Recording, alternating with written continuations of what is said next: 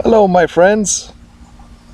I will read to you my notes from my iPod from December 15th, 2012. This is before I got Baker acted the first time. 272 days ago, I said, "Today I should listen to Louise Hay, take Mimi to the park, my dog, do the Bible study, practice Tai Chi Chuan." I probably did it. Let's see what else we've got. Oh, look at that. December 27th, 2012. This is probably after I came out of being Baker acted. It says Barefoot College, in 6 months, Daniel became a solar engineer. He went to Honduras and taught this beautiful skill. He planted moringa trees. He lived in the orphanage. He grew tilapia fish. He built dome homes. He harvested the rain. He taught Tai Chi. Everybody loved him. Wow. That's a dream, but it's still possible. Now here's January 13th, 2013, 1:11 a.m. My God is powerful. My God is peaceful. My God created the earth for me to travel in it. My God is awesome. My God loves me. He gave me a wonderful bed.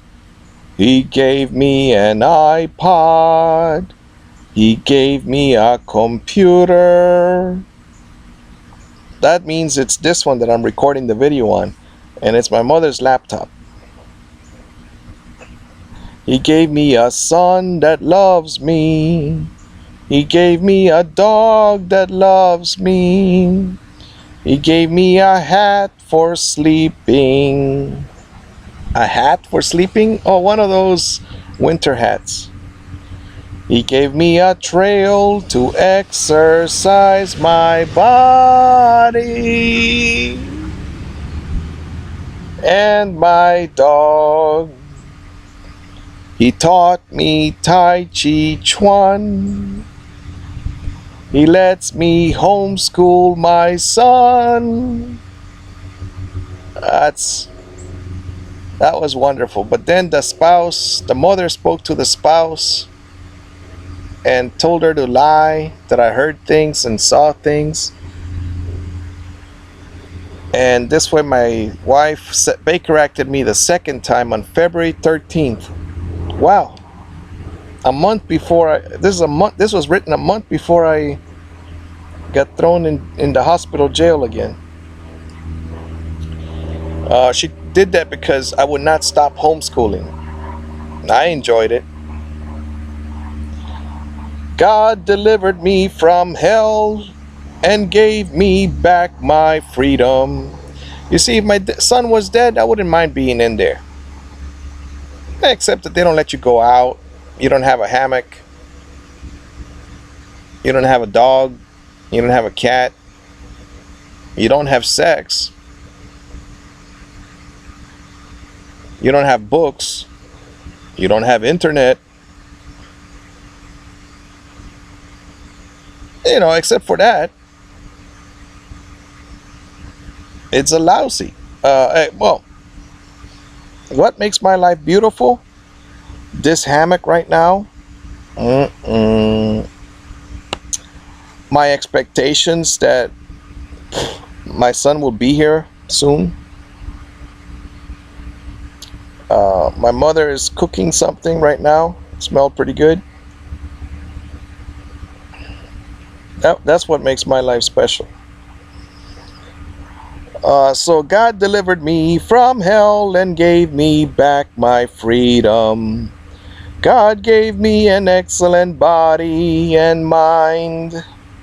And I do have a wonderful mind. God gives me my work to do each day. What work do I do? Just read to my son.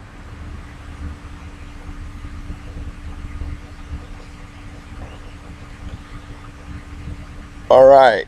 On January 27th, 2013, at 8:55 p.m., I wrote, "Visit your kids daily. Read to them. Play with them.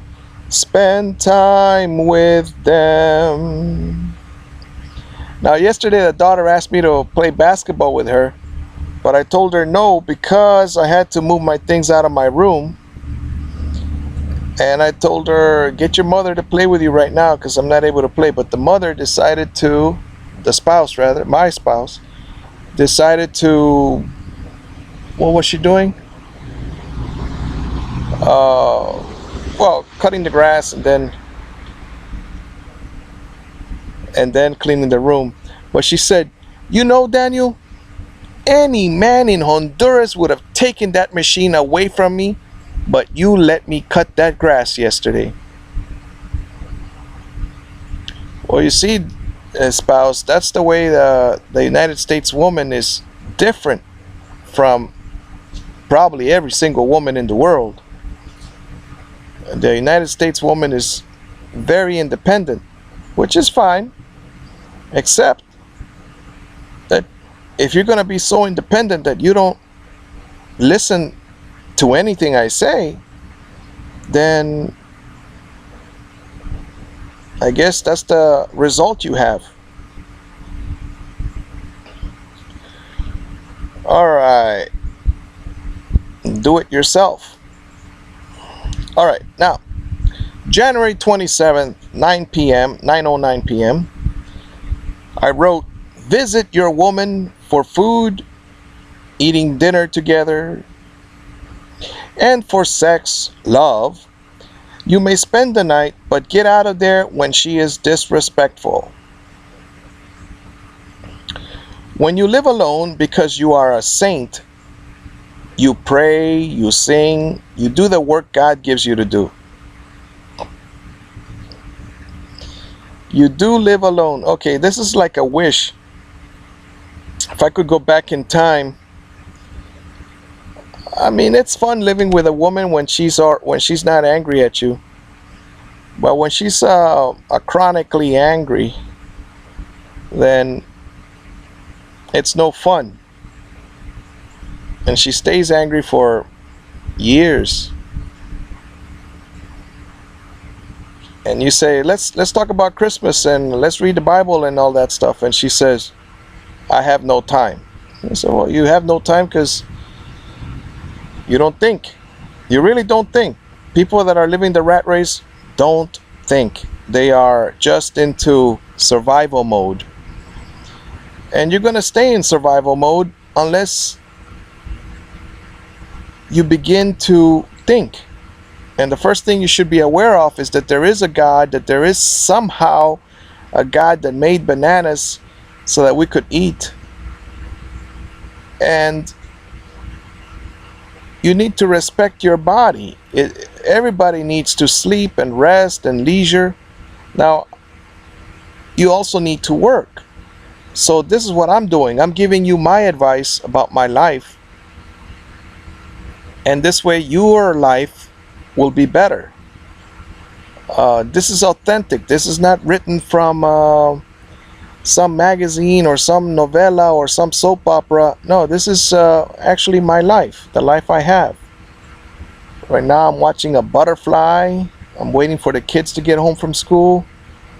My mother was waiting for her appointment that didn't come today and didn't come yesterday. And the spouse cleaned that living room yesterday. And, clean the house and then no one shows up. That's upsetting for the spouse.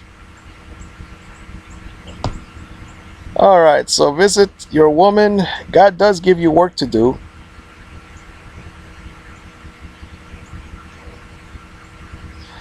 Here we go, January 28th, 1:05 a.m. I read somewhere, or an audiobook, conquer slavish thoughts, like slavery thoughts. Songs, there are some songs that say things that are inappropriate. Inappropriate in the sense that if you go out there and do what the song says, you will get Baker acted or you will get put in jail. So the best thing to do is sing peaceful songs. Peace is flowing like a river, flowing out of you and me. Peace is flowing like a river, flowing out of you and me. Peace is flowing like a river, setting all the captives free. How are you a captive? Well, if you get angry and you act out in the United States, even if you're like a passive anger like I have, or I used to have, where no one was home, I hit the car with the bat because the wife is yelling at me. I said, now, just to take a look, spouse, look at that car. You see, every time you yell at me, I feel bad. I don't like it.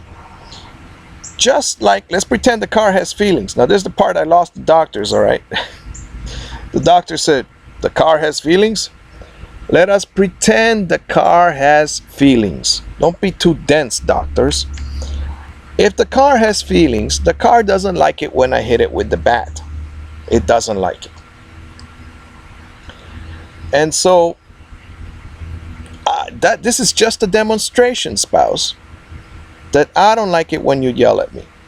I'm not going to take this bat and hit you, like the doctor said, because it's illegal in the United States. All right, it might be illegal everywhere else in the world, but this is where I live. And that's why I recommend to all men all over the world, live alone.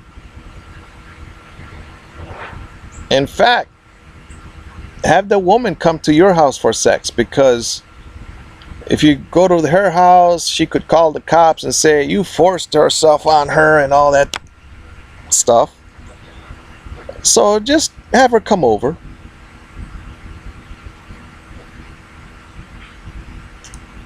Yep, that would be the best way. Because if she goes to your house, what for? What for? Now, if you go to her house, you could go and just, I know it's 100 degrees out here. It's not 100, but it's hot enough. 80 degrees is hot enough for me. So you go to, let's say your spouse lives half-hour walking distance away. So you go over there and you want to play with the kids and stuff like that. You want to eat dinner. That's fine. Except that it's too hot out here. So I recommend you take your little buggy or little wagon in the back of your bicycle, and then you could just get air conditioning in that wagon, and then just go park it in front of their house and stay there with the kids, eating, talking. Wow, maybe only one kid plus you fit in there.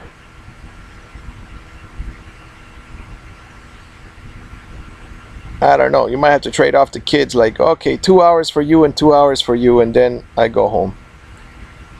But I mean, I don't know what to tell you. Well, after a certain hour, it's not so hot outside anymore. But that wouldn't work in Arizona or wherever there's a desert. It's really tough. But I would definitely say don't go into that house where your woman lives. They're eating pork or being disrespectful in some other way. Like today, I covered my photo on the family portrait where we have the two kids, the grandmother and the spouse and myself. I covered my photo, my face.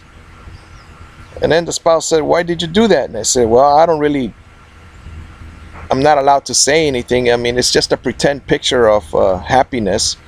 It's not a true identity of our family." So my mother this morning was telling me that your spouse didn't give me dinner last night, and I didn't eat, and I'm very hungry, and it's 12 noon right now, and well, it's later than 12, and she said, and I'm very hungry. Then I told her, and then she said she was gonna. Oh, I suggested it to her. I told her, well, why don't you, if you don't have a say in this family, if you don't really belong here, then why don't you just cut your picture out of or cover your face up on the family portrait? I told her to do that. And she said, no, I'm not going to do that. But she should, It sends a message. We're all individuals. And we're also family members, but if we're all going to be disrespectful to one another, then we might as well not pretend to like each other. Like my daughter, she says, "Good night, Daniel," and she also invites me to play basketball with her. But look, daughter, if you want to spend time with me, then do what I want you to do. I mean, what's 15 minutes of Tai Chi Chuan? That can only help you. And reading a book with me, not one of those fiction where the spoon flies and the magic pen becomes a sword. Not those wizard books that are popular right now, Percy Jackson and the other guy, Harry Potter and all the others. I'm talking about electricity. Something that's going to be useful to you even in your other classes at school, like atoms and electrons, and that'll be useful in chemistry. But spend some time doing something I want you to do. Not, it's like this spouse this morning wanted to give me a kiss goodbye. I'm like, what kind of life do you have? Are you really I know you can't be happy with your life. I mean, you're running all over the place, dropping people out here, off. You're going to school, you're going to the other school, then you're going to work. You're in a rush. Start living your life before it's too late. The spouse did say that she's going to start taking care of herself. And I do believe in the philosophy of the airplane, where they drop a mask and you put it on yourself for oxygen, and then you put it on the baby. Because if you don't put it on, you're going to pass out, and then that baby will pass out and then die because of your fault. Alright, so how do you conquer your slavish thoughts? Start counting your blessings. Start counting your blessings. Talk to you later. Enjoy your life. Be better than I am. And daughter, start doing something I want you to do. If I tell you to wash dishes, look, I'll be right next to you washing the dishes with you. And we can only wash only a few dishes, because you know that the water in the sink doesn't flow, because Somebody did laundry when it was raining, and then that backs up the pipes over here in this old house. Besides, I'm not sure, I didn't catch them, but something's going on with that laundry sink that's backing up into the kitchen. Something's going on in there. It's not my son and it's not me, so I doubt it was the daughter. I think it was either grandma who did laundry during the rain. Oh well, it doesn't matter who did it. Enjoy your life. There are problems everywhere. Go be useful. Learn from Booker T. Washington. He said, here we teach 3 things. Intelligence. Intelligence is doing what you're supposed to do. No one should have to tell you to go brush your teeth. All right? That's just automatic. You take a shower, you brush your teeth. That's your intelligence. And don't be like one of those people that every 2 minutes your boss has to tell you, go sweep the floor. And then when you finish that, you say, boss, I swept the floor. Now, go mop the floor. I mean, no one should tell you. No one should have to tell you. Just use your intelligence. Put your shoes away. I mean, do whatever you gotta do. Pretend like in the army or in the military, they say, your mother and father are not here. Put your own stuff away. You know, your clothing and stuff. Do your own laundry.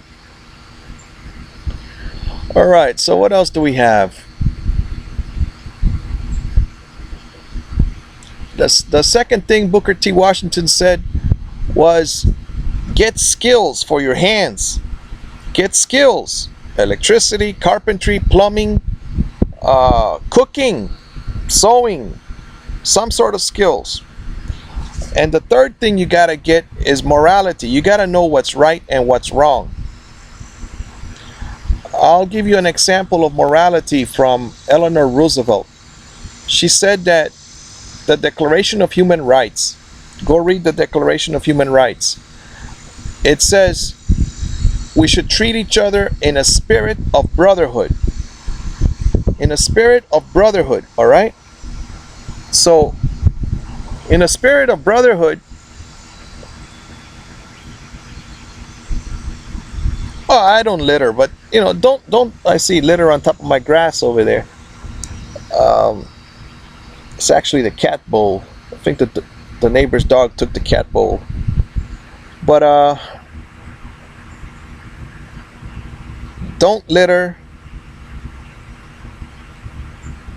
Don't yell, because then you're not treating them politely. You know, deal respectfully with each other. What else?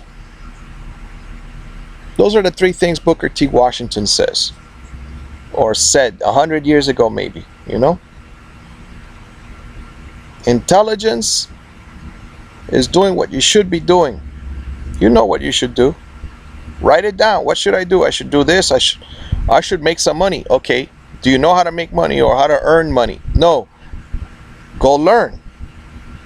Because 10 years from now, you still need to earn money.